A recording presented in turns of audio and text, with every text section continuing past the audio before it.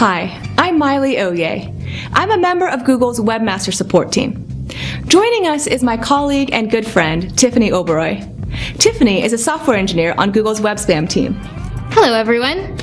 Tiffany, thank you for offering to share your expertise. In the steps of recovering a hacked site, this video is to assess the damage, but with specific focus on the file system. Yes, at this point of assess the damage, it's expected that individual URL examples of spammy or malicious content have been confirmed.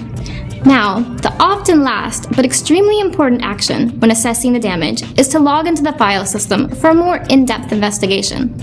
As you perform the actions in this video, keep in mind the question, what was the hacker trying to do? I can see how if you put yourself in the mindset of the cybercriminal, you can start uncovering why and perhaps even where the damage occurred.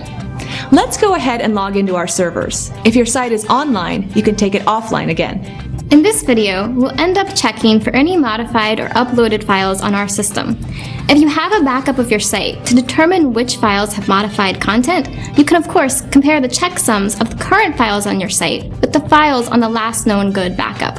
I'll guide you through a process of investigation. As you uncover changes by the hacker, take detailed notes on what files were altered or added. If your site was affected with spam, not malware, you can start reinvestigating, this time through the actual file system, rather than through cache queries or fetch as Google, the hacked URLs you found earlier.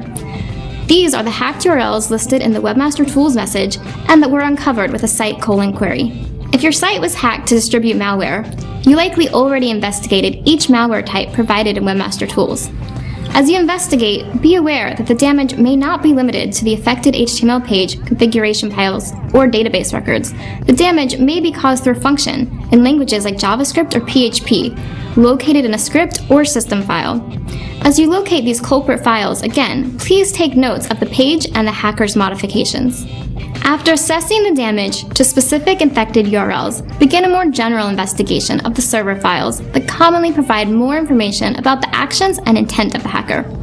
Take notes of everything suspicious, as it may help you in a later step identify the vulnerability. Check server logs for any suspicious activity, such as failed login attempts, command history, especially as root, the creation of unknown user accounts, and so on. Be aware that the hacker may have altered these logs for their own purposes. Next, if you haven't already, check server configuration files such as htaccess, httpd.conf for redirects, especially conditional redirects based on the user agent, time of day, or referrer. Again, be aware that there may be other helper files used by the hacker to modify the htaccess. Also, check folder and file permissions for too lenient write privileges, such as 777, which equates to world writable access. Often, hackers tamper with permissions in hopes that if they remain undetected by the site owner, the hacker will still have a way back into the site.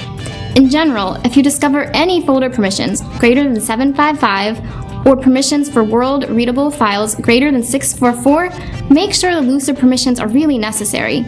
Keep notes of any changes you may want to clean up later. Eventually, you'll want to investigate your site, nearly file by file, or if you have a database, record by record. With databases, you can use tools like phpMyAdmin. Be aware that the cybercriminal may have modified existing pages or database records in a myriad of ways. She may have created entirely new spammy pages, wrote functions to display spam on clean pages, left back doors which allow re-entry to your site or that continue performing malicious tasks if not deleted, and unfortunately, many more damaging tactics. If you have other sites on the same host or using the same software, please investigate those sites for similar damage. Definitely, and after all the file system investigation, it's likely that you can answer the question, what was the hacker trying to do?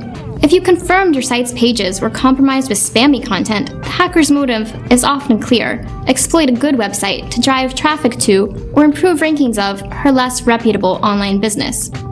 Otherwise, with malware, you might determine that the cybercriminal was trying to direct your users to an attack site. If, however, you notice clues indicating the cybercriminal might have obtained or requested personal details from you or your visitors, such as with phishing pages, you might consider whether her primary intent was to steal confidential or sensitive information. Should this be the case, please note there will be a few additional steps in recovery. This step certainly has lots to cover, but once the relevant actions prescribed are completed, you should all have a complete list of the damage caused by the cybercriminal, as well as a strong guess as to her intent. With this information, your site has good momentum to recovery. Please continue forward to the next step. Identify the vulnerability.